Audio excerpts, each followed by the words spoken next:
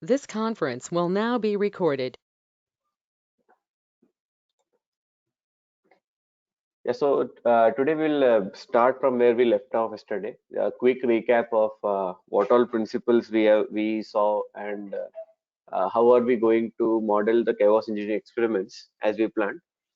So the principles we left off were like as we spoke about. First, you need to define a steady state.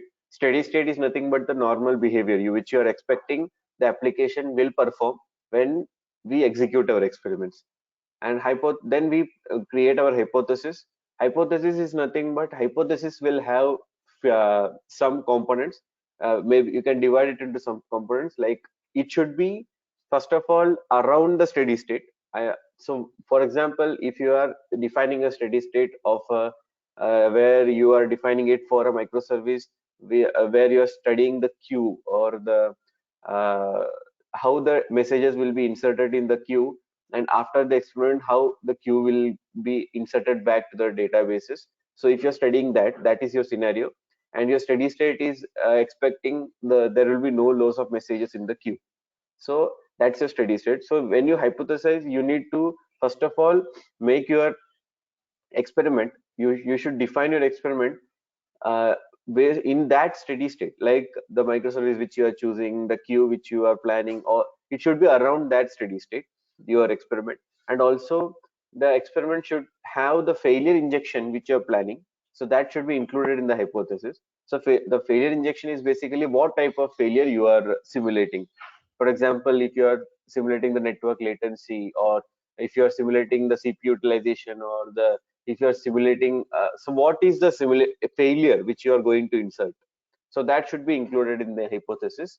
And so the hypothesis should have the details of how we are going to execute the experiment, and what should be our variables, what we are going to change. And we need to understand also, we need to define what is the problem which we are trying to identify. So what we are expecting from the experiment, like the failure, maybe the message queue, the messages in the queue will not be inserted in the database. Out of 100, maybe 50 will be lost. So that could be a result of this experiment, like what we are expecting, a bug or a fix which would be required.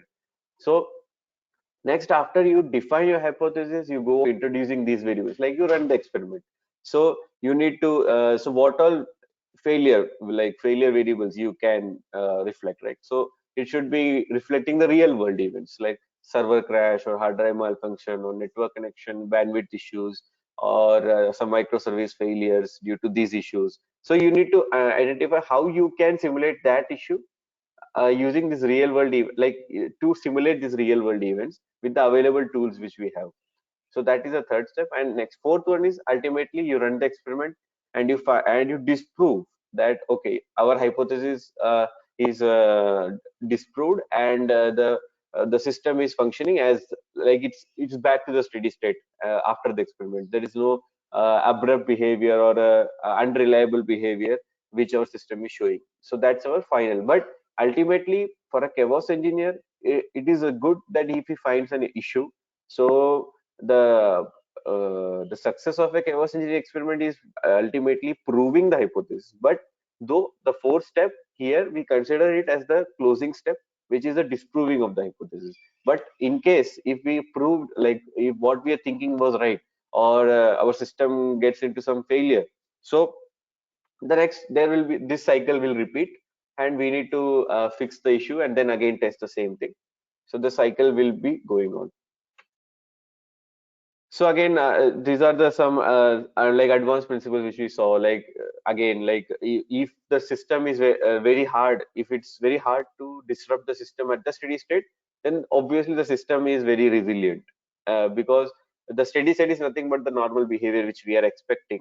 So if the system is always like getting back to the steady state, to the normal state whenever we run the experiment also, then surely the system is very much resilient, and we can have more confidence in the system.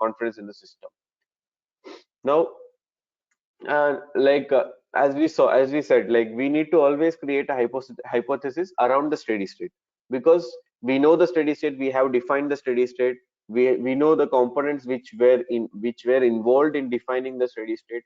So our hypothesis should also be connected to all those. It should not be covering something else which we didn't define. Then next, then again when we run the experiments, what we are varying should be the real world events, not any events which cannot happen at all in the real world. So most of our focus should be in the real world events like server crash, hardware malfunction, or the network issues, or the our UI issues, or something which will happen in the real world events.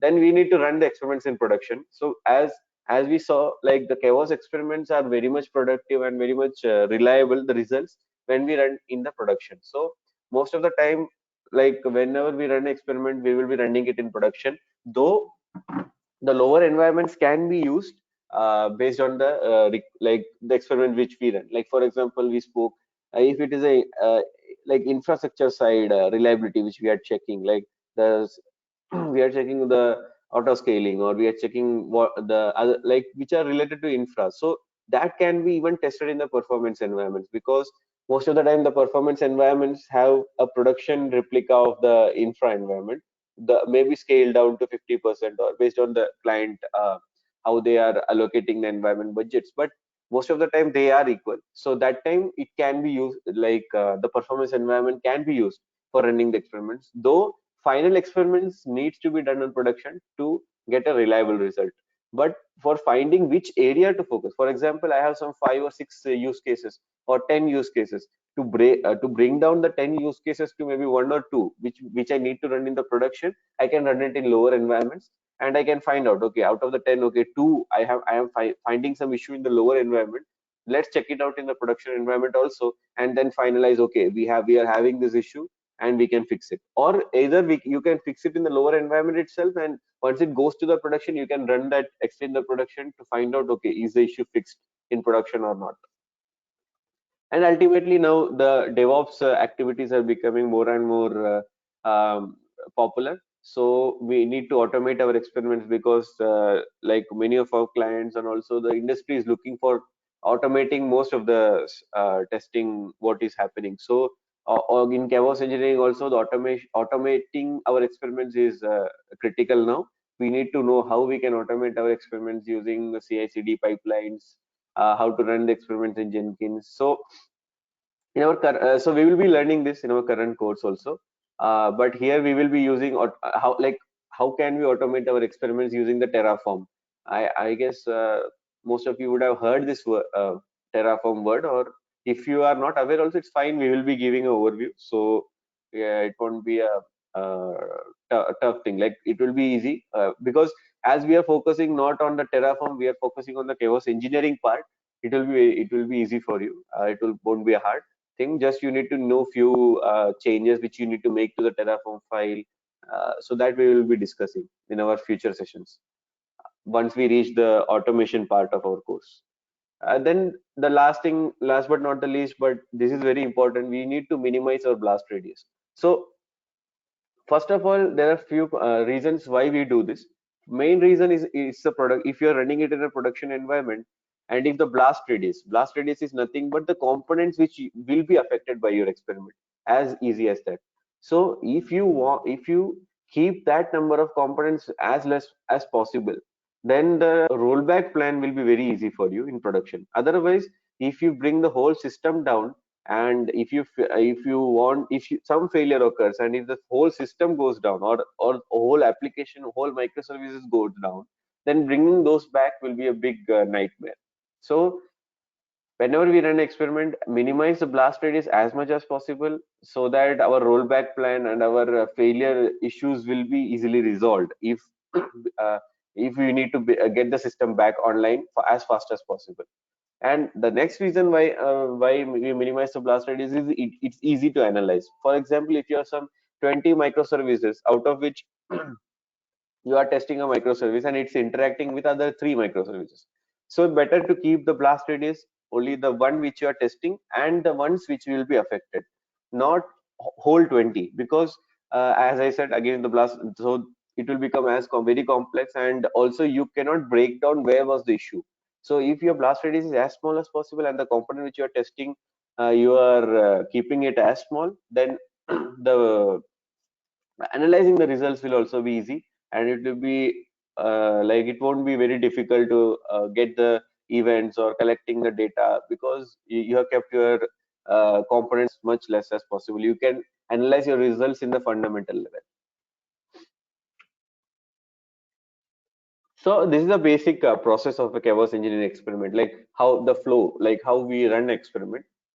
So if in an interview or in a like if they ask what will be the process, or what will be the planning you will be following to run a chaos engineering experiment. So first of all, as we spoke, first for you need to form a hypothesis. So anyways, to form a hypothesis, you need a steady state. So that is a default. You need to define a steady state, and you need to form a hypothesis. So once you have a hypothesis, you create your document, your objective, your goal, you show your client, you take the client approvals, because ultimately most of the time we need to run this experiment in production, or maybe the lower environments also, but still we need the client, we need to discuss this with the client. We need to know, we they need to be in with us, like what is the thing which what we are trying to achieve here, and what's our objective, and how they will be benefited in this. Because most of the time in chaos engineering experiments, it is the ROI which you need to make your client understand, because the return on investment what they are putting for testing this, that needs to be clear. Because you need to give them some good figures, like for example, if this microservice causes an outage for maybe 1 minute or 2 minutes, how much loss they can incur. Maybe if it's an e-commerce system, okay, and they have some standard load model of some two maybe two transactions or two orders per second. So if for 1 minute if the system goes down, they are losing almost. So you can just do some math and show them the calculation. Okay, the ROI loss will be such huge. So using this experiment, we will be trying to reduce that loss for you, and which is too much less than the cost which is required to run these experiments and getting this data. So in that way, you can bring your client in sync with you. You can form the hypothesis, you can discuss with them. Then when you have the team ready, because you need the development support also to when you run the experiment, because if something goes wrong, they need to roll back the whole the application again. Then you need the DevOps support, so you need to set up the whole team who which all help you will need. The point of contact should be ready. So all this need to be documented before you start the experiment. Maybe a page of all this, and once you plan this, and you also again at the last you need to plan the game day, the window when you will be running the experiment. We will be seeing in the next module what extensively on what is game day, the roles of different people in for the game days, and how to lead those game days effectively. So once you form the hypothesis, you run an experiment. So ultimately this is the most critical part, where you get the details and what you're you need to collect as much data as possible when you run an experiment. So your monitoring instrumentation should be very good, and that also needs to be completed when you form the hypothesis, because you need to understand, okay, what the failure which we are injecting, or or the microservices which we are testing, we are able to collect the metrics very clearly, and the monitoring data, like we need to know like how all we can, like we need to explore all the ways, like for getting the logs, for getting the monitoring data, for getting the events data, for and we can set up the alerts. If you're using a cloud service, setting up alerts is very easy. You need to set up a dashboard where you have all your graphs and all your important major data visible in one dashboard itself. So all this should be done before you start the experiment. So most of this thing, few of the things are one-time activities. Like once you set up the monitoring and once you set up, it will be done. So n number of experiments you can use that things. But forming a hypothesis and defining a steady state for whenever you run an experiment, it can be repetitive based on the component which we are choosing, or which we are if we are changing the component, if our objective is changing, that can change. But the documentation, the other things, most of the time can remain same, like the SLAs or the monitoring tools which we are using, the collection events, the triggers. So triggers could change based on the microservices, because now I'm testing one microservice, the other time it could be something else. So monitoring, if it is set up for all the microservices at a time, it would be simpler. But if we are like setting up the microservice based on our need, as we are going ahead, then though that thing will also become repetitive. So next you run an experiment, you collect the events, you collect the data, you perform a total analysis. Like after the experiment, we like our focus will be the hypothesis, okay, which we have defined. Okay, this is our goal to achieve. So once we are, so if success is nothing but here we are disproving the hypothesis. So it's not our success, it's the client's application success. So basically the application is performing as expected, like it's coming back to steady state, though we after running the experiment also. So it's a success scenario. And just then our blast radius we have defined. What we will do, we will scale up the blast radius. For now we have chosen uh, three microservices. Okay, let's move on to five microservices. Then again we will scale up and then repeat the same experiment. Then if we again get the success, we scale up, then repeat until we complete the whole system, like whole microservices what all we have. Now a scenario where we, it's a good thing for a Kavos engineer, but it's not a good thing for a client, because there will be a failure and the production, as we are running it in production, there could be an outage due to our experiment. So as soon as this failure occurs, we need to have abort conditions. So abort conditions are nothing but what all are the triggers which you will use, or which you will use it as an early warning for this failure. Because there are some times where we don't need to wait till a failure occurs. We can still see some CPU going down, or a network or the pods are not warming up more, though after some 2 3 minutes or something like that, some conditions which you feel okay, if we set these conditions and if we see those conditions, it's a failure happening. So we can abort our experiment, and we can run the experiment by correcting those issues if we have, or we can stop the total activity itself to find out why that issue came. So once a failure happens, we find and fix the issue.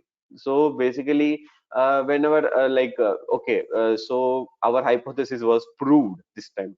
So what happens, we will fix that issue, then we will plan the same experiment again to disprove the hypothesis, like whether to know, okay, we have fixed the issue or not. Then once we have that done, we run the experiment. Then if it's a success, okay, then we follow our same process again until the whole system is tested.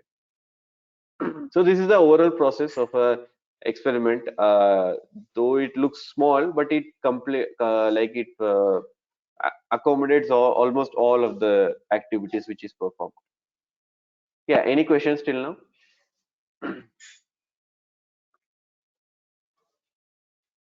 Yeah, hi. Yeah. Hi, Nitin. Uh, like no, yeah. So like if you perform the our experiment on the production servers, and we have only one day. So you are saying it's a game day, right? One day, Yes. and due to that, and our yeah, due to our experiment and the complete environment is disrupted, and we couldn't able to recover back actual running system by the end of the day. Okay, so in that case, do we need to be informed to the client before we start our experiment, because we are not sure about it having another day of in hand? Yeah. So Narasimha, so basically that's what we do in this documentation part. First of all, we need to have a real rollback plan. If we don't have that, we don't perform that experiment. Because that is because if we are not sure like how will we will be able to roll back, and if we don't have that flexibility, then we won't do that. But yeah, if something goes wrong and if rollback doesn't work as planned, so that time we need to inform the client, yeah, this, there is a possibility this could happen, but the probability of that happening is very very less. Like it should be like 99 percentage. We most of the time we just need to redeploy all the microservices, which can be done. It's not that hard. But yeah, but if there is some scenario which you are testing and which needs uh, like which is totally new, and which is you're planning to do it, and you feel okay, if you even you have a small doubt, okay, it can, the rollback might not work, then you need to keep the client informed. but better to do Yes. those experiments for which rollback is easy. Yeah, that's right. But like, no, I have seen a couple of cases that like, no, it might become the most of the components, 70 to 80% of the components back to online, but there will be a problem Yeah, creates that one or two components due to the database yeah, connection issues or server issues or patching issues, yes, maybe a queue manager yes, issues. So that creates the problem again for us to be, to run the production volumes or maybe production activities. So yeah, yeah. in that Mhm. case, no, I'm saying, so not on the Yeah, yeah, yeah, complete correct. environment we are not able to roll back. Maybe we can able to roll back 80%. The only remaining 20 to no, Yeah, 30% of the system might not be available. yeah. So So that's why, that case I Narasimha, was referring. we are reducing the blast radius, right?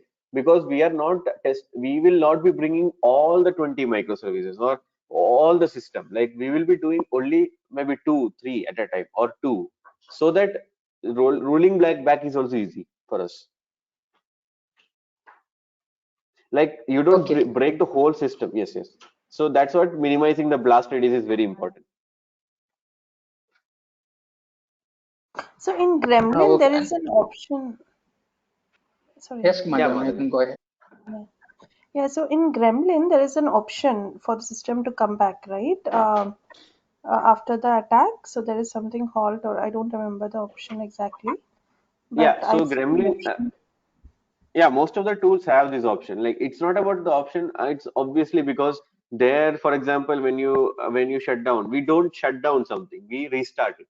Okay, so when we restart it, obviously the system will come back again after the restart happens. Or for example, if you bring down a pod, if a scale auto scaling setup is there, or for example, we'll be seeing an experiment in the same that say which is similar to this question. So for example, you have two replicas and you bring down one replica, so another one replica needs to be warmed up from the same region, okay, from the same zone. So those things happen in the back end side. So that has to happen because that is our experiment, because what we are trying to achieve, okay, these things are happening or not. So these all needs to be included in our experiment. That's our goal of testing these things. The question you asked, whether they are working or not, those things, it should again.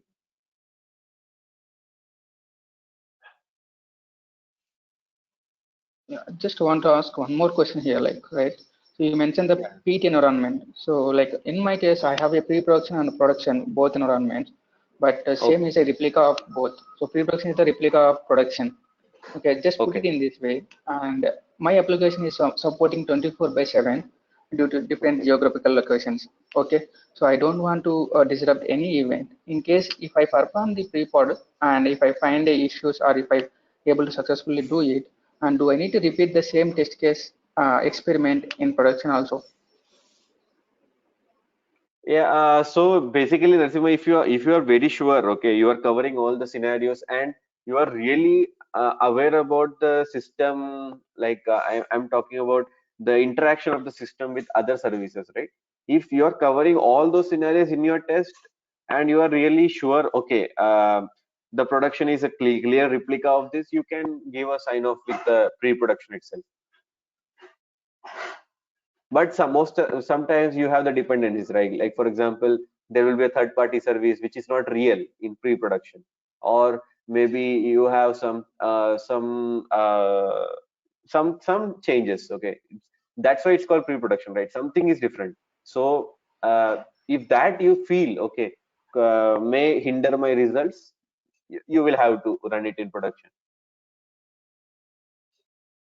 So ultimately it's based on your client. Okay, if they are okay with you to with your experiment results and you are able to make them understand, okay, these results are like when we fix it in pre-prod itself, in production it will be like it will be applicable, then it's fine. Okay, like you are right. Like Yeah, that in the case of there is no third-party vendors or third-party applications, yeah, then we can prove that. But in case of third correct. parties, and how of course we need to do it. Yes, yes, correct. Because most of the time nowadays, people are going for third-party services, right? For example, delivery or some loyalty service or maybe some fraud protection service. So because this fraud protection will be given by some other service provider, and you need not to build a whole microservice for that. So what they do is just they will use a third-party service for that.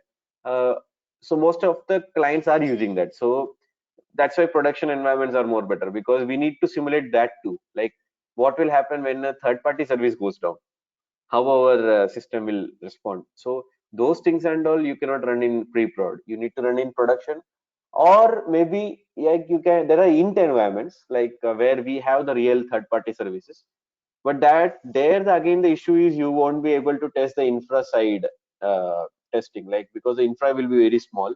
Only the functional reliability you will be able to test, like how the our system is responding when this goes down. But yeah, most of the thing I guess wherever third party is not Generally, we there, don't and bother about third party, right? We bother about the systems in scope for us.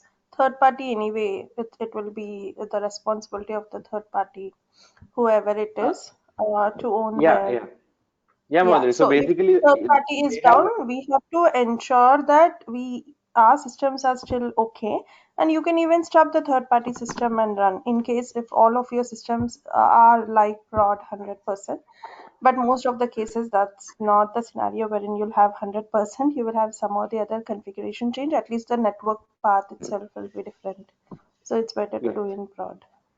yeah. So basically, what we are focusing here, right? For example, if a third party service goes down, though our third party provider will say, okay, it won't go down, but there will be outages on their side also, because they won't be having a chaos engineer, right? So yeah, so if a third party service goes down, and during that third party service going down, if your system application throws a 400 or 403, it shouldn't happen. You should have some plan what it should throw, like maybe it should follow a redirect, or the like whenever, for example, as I say, I took this extra example long back. When a delivery, or if a delivery service is going down, you are ordering until the adding to the cart at least should work. It's not like your whole application should go down because the delivery microservice went down, which is a third party. So at least your user should be able to, yeah, go till the add to cart, or till the order place, not placing, not the payment, maybe till the main checkout page. So that you need to plan. For that, you need to test the real third party going down, the third party cut. So basically, how you do that is you just cut the connection in our experiments of the third party. Yeah, so that is also a type of testing, right? Disaster Yes, recovery yes, or yeah, yeah, yeah, yeah. yeah. Yeah. But in our case, it's more sort of a chaos experiments, not a disaster recovery. But yeah, we will be planning, like, because third party services going down with the network latency, we will have combinations, right? Something like, because it's not always only one thing happening. We can have multiple things happening also. Like for example, network latency, due to network latency, our system is not able to interact with the third party service. It could be a Mhm. scenario, right? Yeah. Yeah.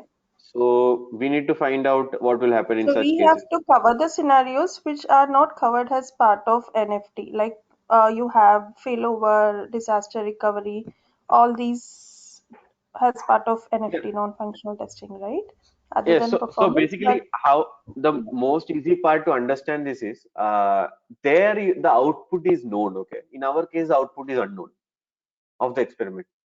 So in that sense, you can take, yeah, because there, okay, the disaster recovery will be like we are expecting a thing, and we have designed the system for acting in that way. But here, what we are saying is we have designed a thing, and it's not acting in that way.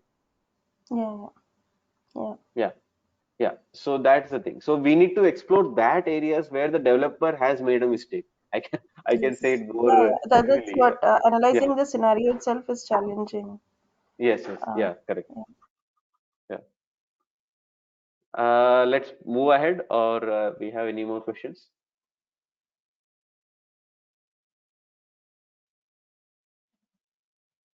Okay. No, from me. Yeah. Okay. Okay. Yeah, Narasimha. Thank you.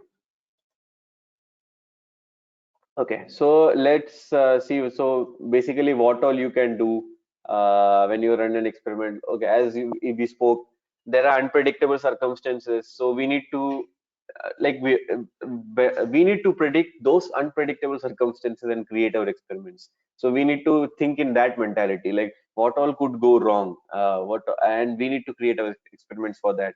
Then as like we know in performance we do traffic spikes. So what happens during this large traffic spikes in production, though it in performance they would have tested and they would have certified, but in real scenario is like when you need to find out, like still there could be something going wrong, like maybe in performance environments there were not no third party services, real services, but in production we have it. So what will happen due to this interaction, the integration points and all during the large traffic, we need to test that those we need to understand, like okay, there is no failure happening due to those. Whenever a large traffic is for example, there is a peak event happening, and if you're doing some action in the application, and if that is causing a crash, you need to find out like why it's happening. If a network bandwidth is the issue, or if a latency is the issue, or if a sudden uh, spike with a failure of other microservice is the issue. So that we need to test. Then there are some race conditions. Race conditions are nothing but again the what all conditions we are testing. Like we can uh, create multiple conditions in our that we will be studying when we talk about chaos toolkit and all. So how we can perform those experiments with those conditions. The data center failure, as we spoke, the disaster recovery, and also if a total data center goes down, or if a total like our whole system goes down. So what will happen? What will be the recovery time, the mean recovery time, and all those we can test. Then the like this is a very different scenario, but yeah, this can also make the things worse, because if the system clocks are out of sync, because if your application is hosted on multiple zones, or and if the system clocks are not in sync, what will happen if something goes wrong? If it's not picking up the correct zone clock correctly, then we need to test those things. If at all there is a possibility. Network errors, as we spoke, bandwidth and all those, and CPU overloads. Our instances CPUs going high more than like more if 100% utilization is happening, and what will happen to other microservices due to these. So these all things we can cover, and this is not the end, but we can be more creative also, and we can work on the tools, we can do many more, and you can explore also. This is not the limit. Yeah, so let's move on to the planning a first chaos experiment. How we will be planning our experiment?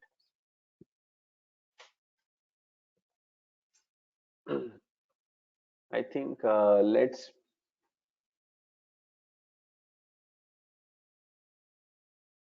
take a like a break of 5 minutes.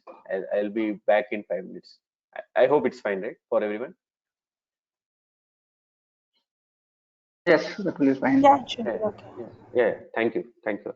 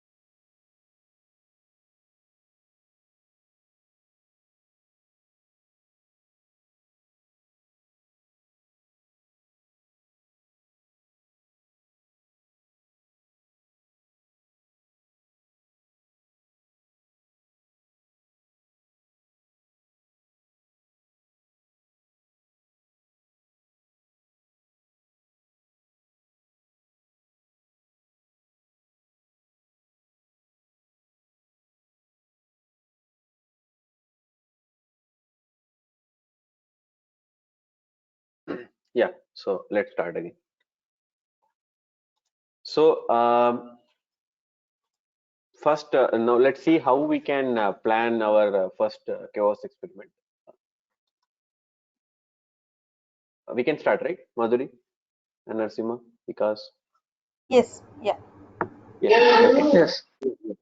yeah, okay, yeah. So let's now look into deep, like how we can plan our chaos experiment. Okay, so first of all, we need to understand, like in chaos.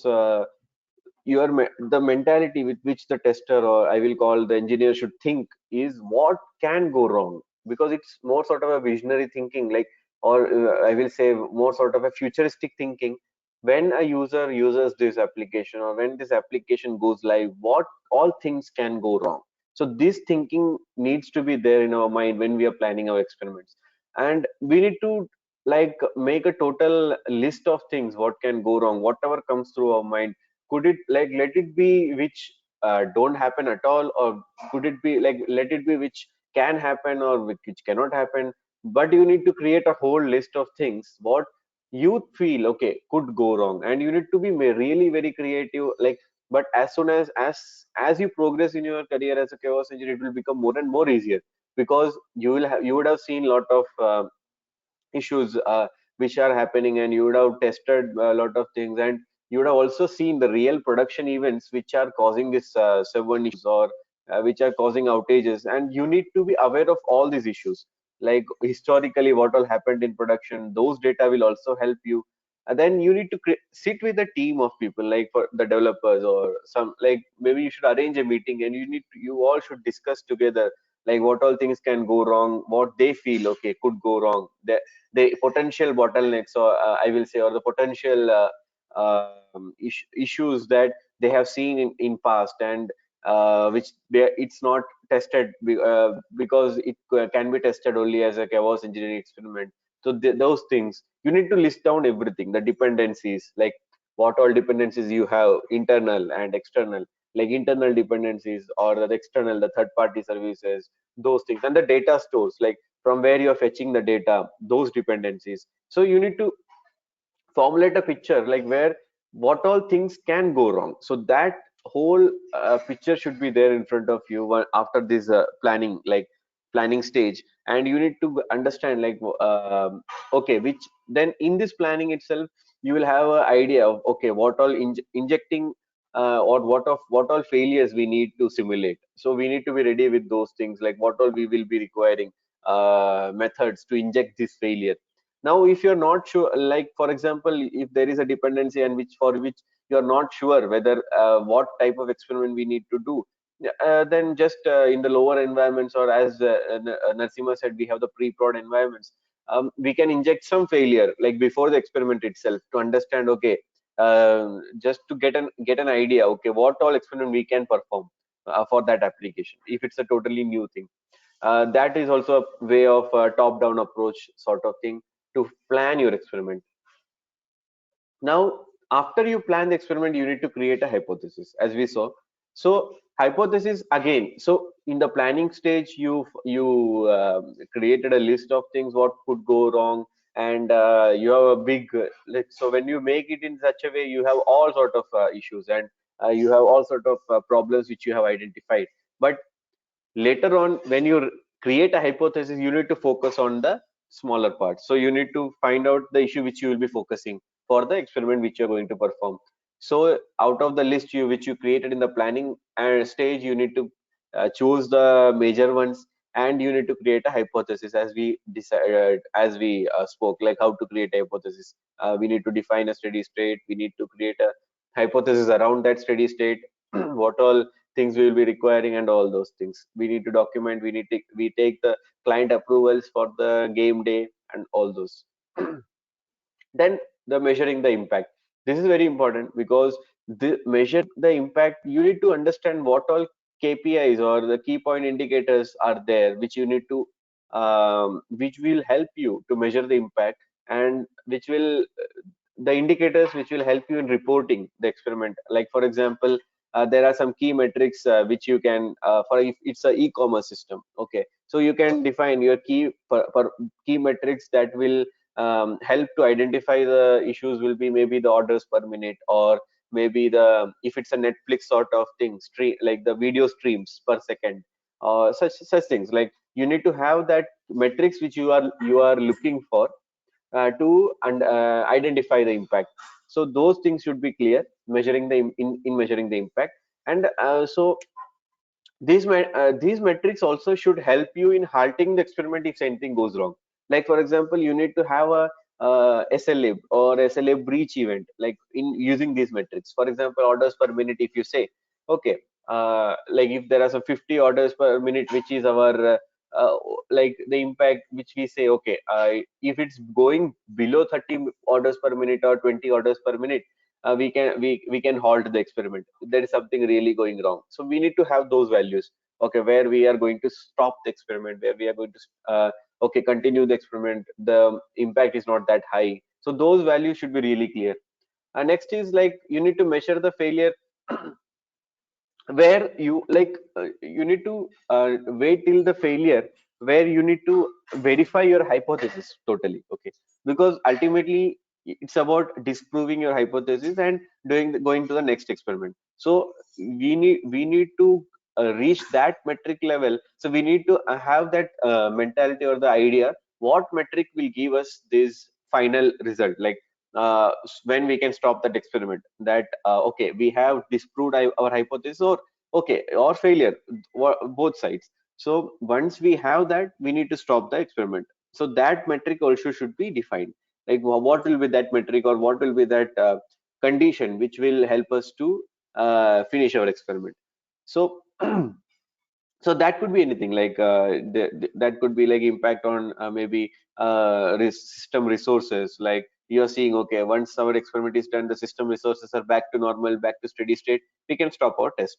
Or if the system resources are not coming back, or there is some condition going sideways, so we can stop our experiment because it's a failure condition.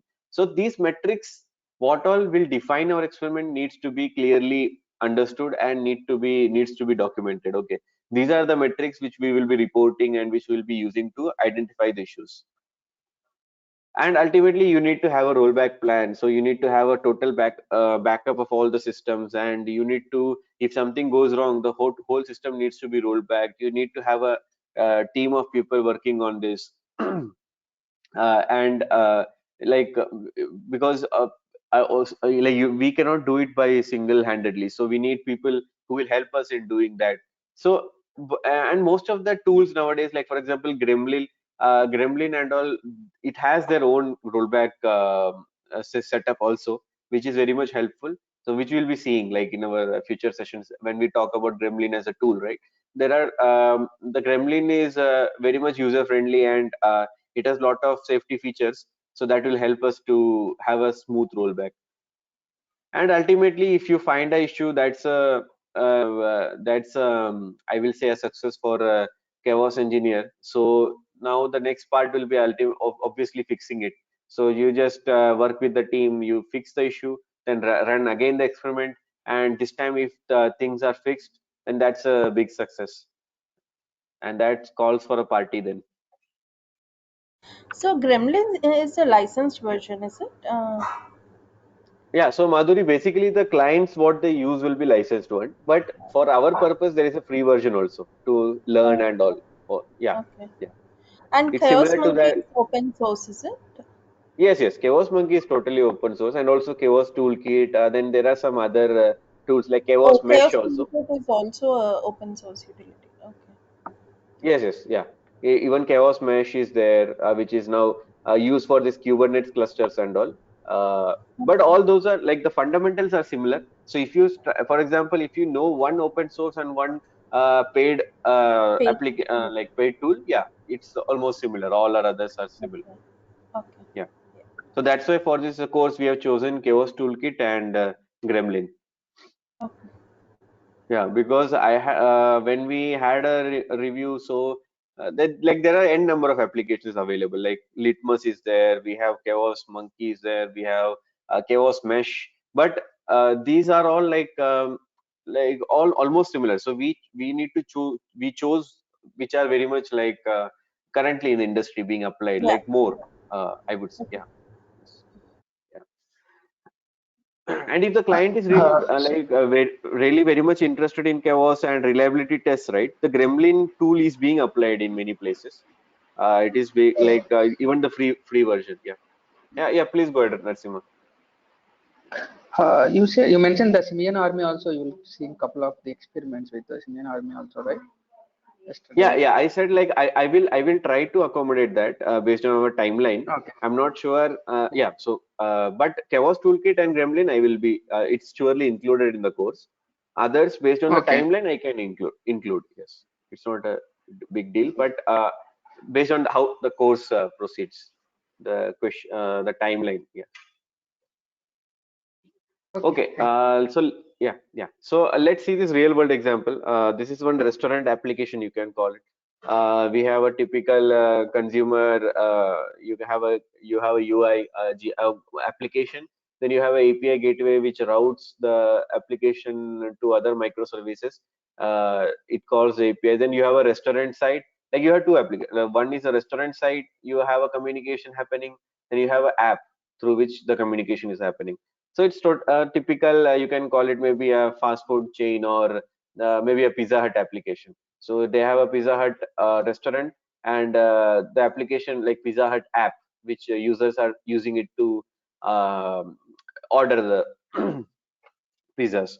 So yeah, now in this, like for example, we are planning an experiment. Okay, so we like there are multiple microservices, multiple. We have the third party services like Twilio adapter is the Stripe adapter, which is a payment provider, and multiple things can go wrong. So for example, now we focus like we say, okay, as there are multiple things, we start with order management.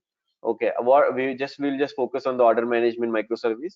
So what all dependencies we have? We just see the dependencies. So order management is depend on restaurant web UI, billing, payments. So we in our experiment we consider these four microservices.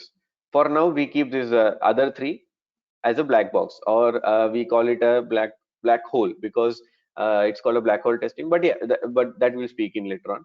For now, we will just see these four microservices. So order management is our focus. So now we plan the experiment. Our metrics, okay, order management. So we have some metrics like it's about ordering. So orders per minute, or we will have some metrics defined. Okay, order per minutes, orders per minute, and if the database is getting written for properly, like maybe some 1,000 requests, so or 30 orders per minute is happening. So we need to be having those requests in the database without failure. So we need to have the metrics in the database, the number of data being inserted in the queue and database. Because when the order management service goes down, let's say we have a queue which stores that order details in a queue, and once the order management is up again, it will write. The database will write those values to the database using that queue. So we have the setup, we have the plan, we take the approval from the client, then we run the experiment. For example, we have multiple experiments. For now, we say, okay, we are bringing down all the pods of the order management microservice. So like we are saying, we bring down all the services. So the total service is down. So then we study what will happen to restaurant web UI, billing, payments. Then like we need to find out, okay, how our application is performing in this condition. So this time, for example, order management goes down. It shouldn't happen like the restaurant web UI should go down, or the billing. Okay, obviously we are not proceeding to the next step. Billing is not happening. Okay, that's fine. And also the similar to the uh, the payments. So if payments from the order management flow, it is not happening. But it shouldn't be like, okay, if we have a flow where we have a delivery management and then payments. So this flow should work.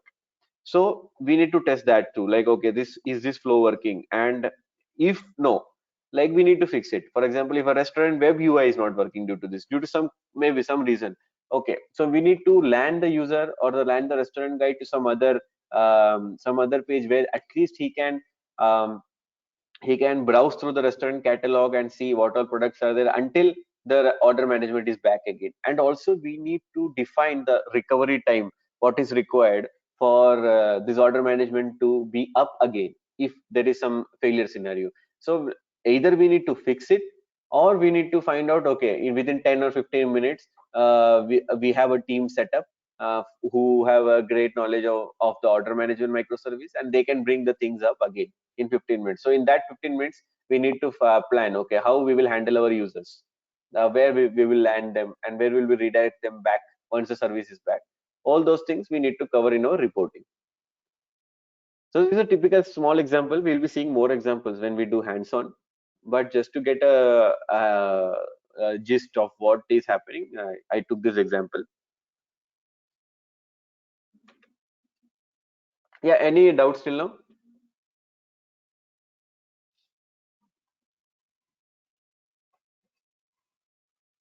Okay, yeah, I will just proceed. So this question is very common one when we do a chaos engineering experiment. Like, which one first? There are, like, as we planned, like there are some n number of like things which can go wrong, right? Like when we think about it, what could go wrong? So which one we should do first and which one we should do last? For example, if you have some hundreds of cases, and out of that you chose some 10 major ones which you are going to test it now. So out of the 10, what will be the order of execution in your experiment? How will you be executing your experiment? That is very important. So for example, for as a rule of thumb, we have this like what we can say, a matrix where we follow. So the matrix is nothing but we follow from, we have this different conditions, like we have the known knowns, we have known unknowns, we have unknown knowns, and unknown unknowns. Now let's see what these are. So known knowns, so known knowns are nothing but the things, like, which we know, okay, this is the thing which we have and which we expect, and also we understand, like, okay, if this thing goes wrong, and or no, I, like, if this is the system, and what will be the result of, like, what will be the, what should be, what the thing what we are acting from that. I will say, for a better understanding from the sentence itself. So if you have a if you have a microservice, okay, and you bring down one pod from that, so obviously the microservice should warm up another pod or another instance in place of that replica. So this is already we know, okay, when one goes down, the other one will come back, and from the logs also we can find out, okay, whether this is happening or not. And we are, like, we totally understand and we are aware, okay, this will happen. So that's a known node. Okay, now there are known unknowns. So what are known unknowns? So known unknowns are nothing but things you are aware of but don't fully understand. So this is known unknown. So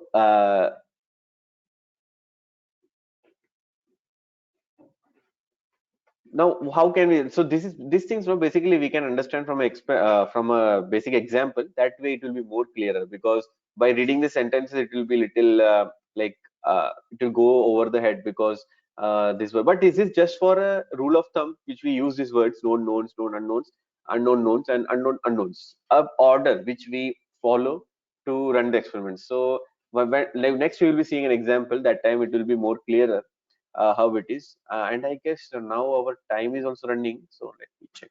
Yeah, okay, let's see an example then quickly. But I guess seeing this example tomorrow will be more better, because it will take some time. Okay, let's quickly do a small part, then let's see how much we can finish. So yeah, so here we have an example.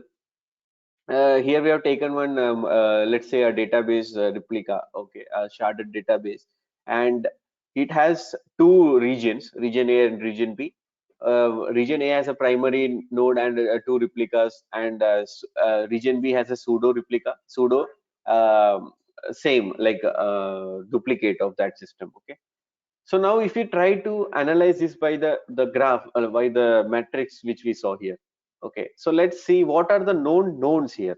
Okay, let's see what are the known knowns. Now this is a data, like a cluster. Okay, the primary cluster and the pseudo primary cluster. Now in the primary cluster, for example, if I say I shut down one replica, I meant I'm removing one replica from the cluster. So automatically a new replica will be cloned in the primary and added back to the cluster. That's our expected behavior. We know it, like this is what is going to happen. Okay, so that's a known node. Like we know, okay, this is what is going to happen. We know everything. Like after we shut down, what is going to happen, and it will be added back from the cluster. So this is a known node.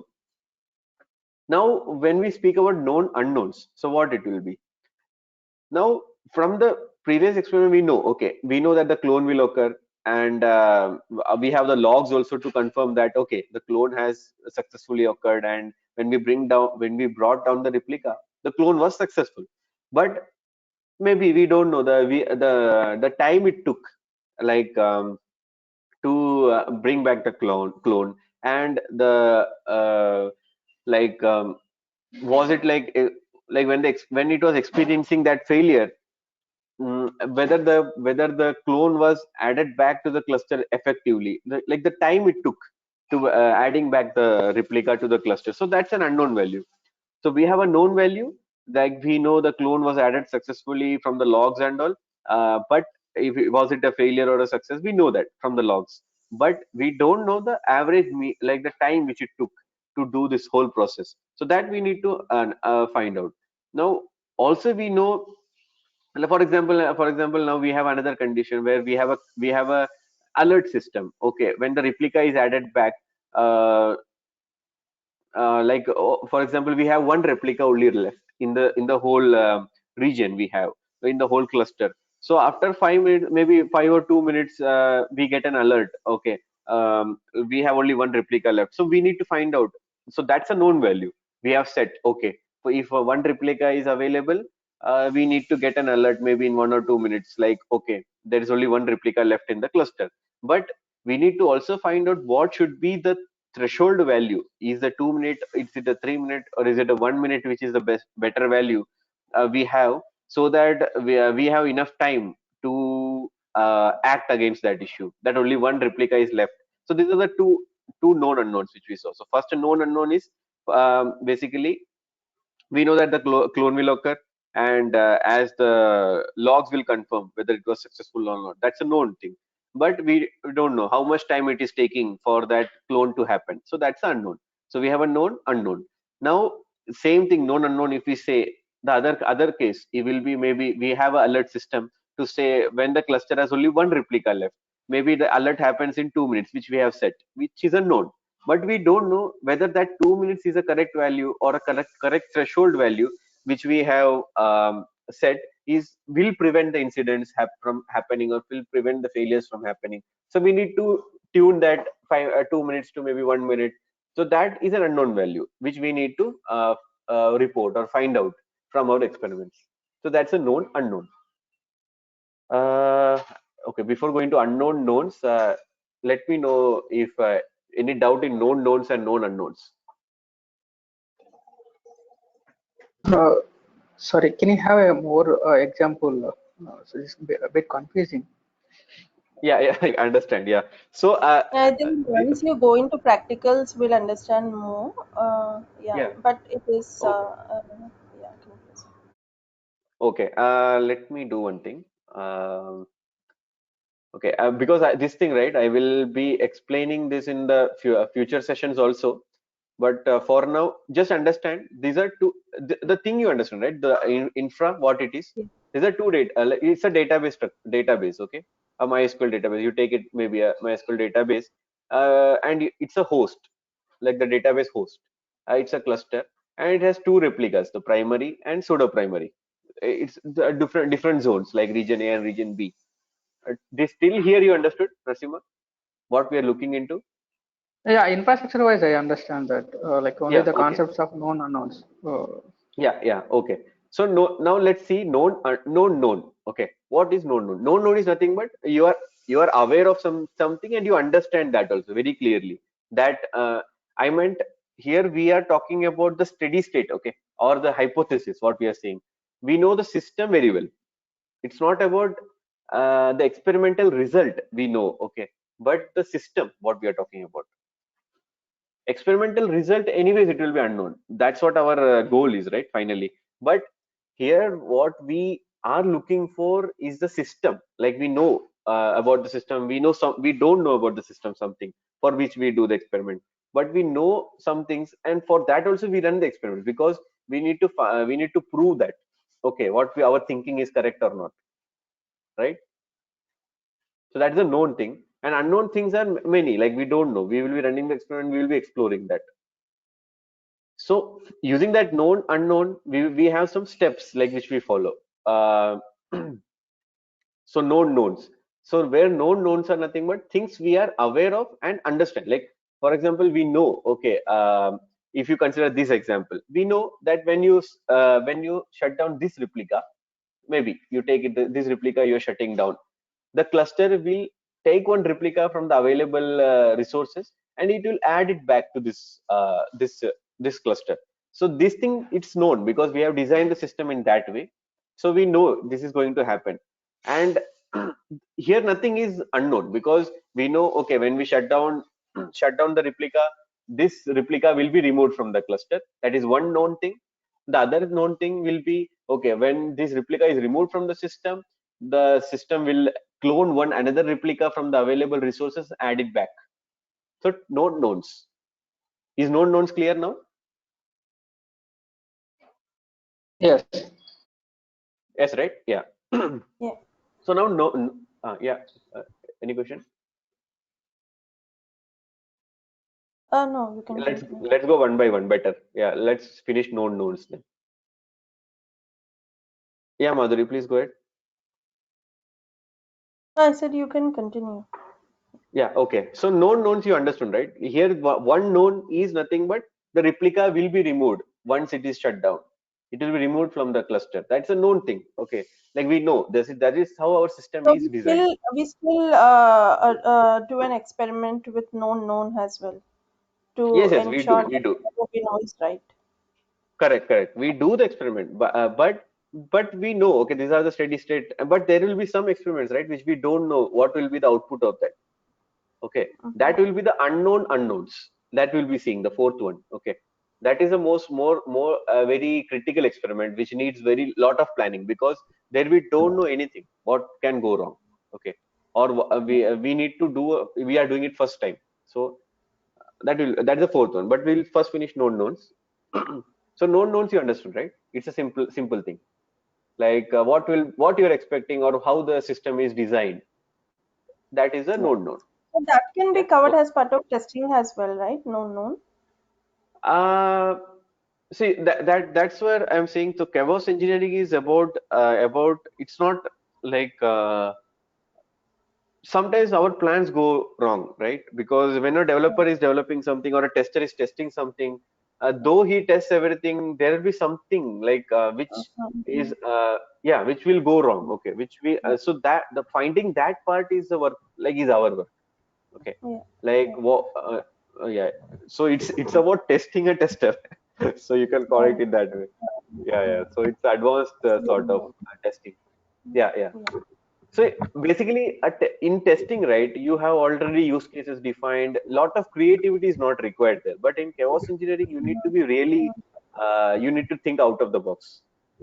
I will say like a user you need to think okay what all a user can do, and how all a user can create a issue in our production. So that sort of thinking we need to have. Yeah. Yeah. So known unknowns. Let's go to known unknowns. Narasimha, you're okay with the known knowns?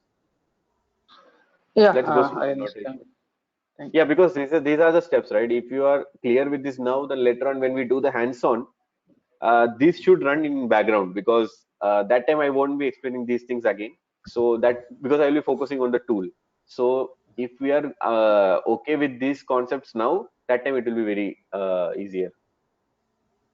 you. Yeah, Yeah. right. So I Yeah. understand these, concepts of known and unknown, unknown, unknown. Yeah. Like by reading the sentences, we are Yeah. able to understand. Yeah, it's about Yeah. something is there and something you don't know, right? Yeah. Correct. Overall, It's some you yes, know something yeah, and you as don't simple know as that. something. Yeah. Yes. But it's like a tongue twister, right? Known, unknown. So people Yeah. get Yes.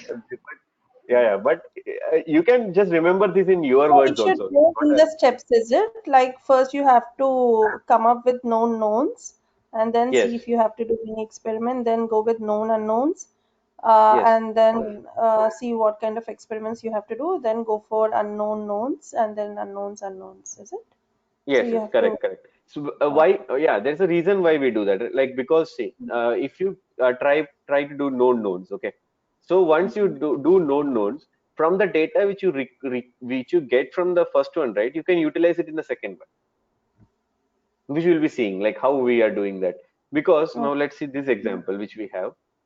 So known, we know the clone has come back. So here it's a known thing. Okay, the clone is, and which we found out using the logs. Okay, which we have, like logs have confirmed. Okay, the clone has been successfully inserted into the cluster, which is a known thing. But the unknown thing, what we have in the next step will be the time it took for the clone to come back, right? Yeah. Yeah. So it's connected, the first and second step. Because Yeah. the known of the first step is the known of the second step. Okay. Okay. So the Hi. next, yeah, So can you move to that picture? I mean diagram. yeah, Yeah. The reason here, when you say it clone, right? I mean yeah. you are removing the one replica completely. Then Yes, yes, the system correct. automatically creating a new replica of the another node, right? Yeah, yeah. Because you have set a minimum replica. Let's say you have set a minimum replica of 2. Okay. So Okay. like your system should have minimum 2. Yeah, Okay. Okay. So and one more case, yeah, if I'm just not removing the clone, I mean not removing the replica, I just setting down the replica. So in that case also that is another no experiment, correct? what you're doing, can you please repeat? Instead of Like you, removing the replica from cluster, I mean removing the okay, node from the cluster. When you say instead of yeah, replica, you'll just put it as a okay, node, okay? Node A and okay, node yeah, B. okay, On the node A, I will just shut down instead of removing the node from the cluster. In that yeah, case, whatever okay, the services or host services are running in the node A, so we need yeah. to be experiment that will move to the node B or not. So that is also be considered. Yeah, correct. But, so it's based on the design what you have, right? Because if your system Yes, is designed in that way, yeah, it should. That's a known node. Correct. yes, yes, yes. Okay. Yeah, Yeah. yeah, correct. Yeah. Okay. Now I think we are little cross the time, so we will continue the known unknowns and other three from the first. Maybe let's say we will start because this is a little important part. So we'll start from this again from the tomorrow session. The known knowns, and once we are cleared with this, we will be moving on to the prerequisites and two more. Then we complete our the introductory module about chaos engineering. Then we will be moving on to the game days and the tools which we'll be using, etc. So yeah, let's meet tomorrow. Thank you all. Thank Okay. you. Yeah. Thank you.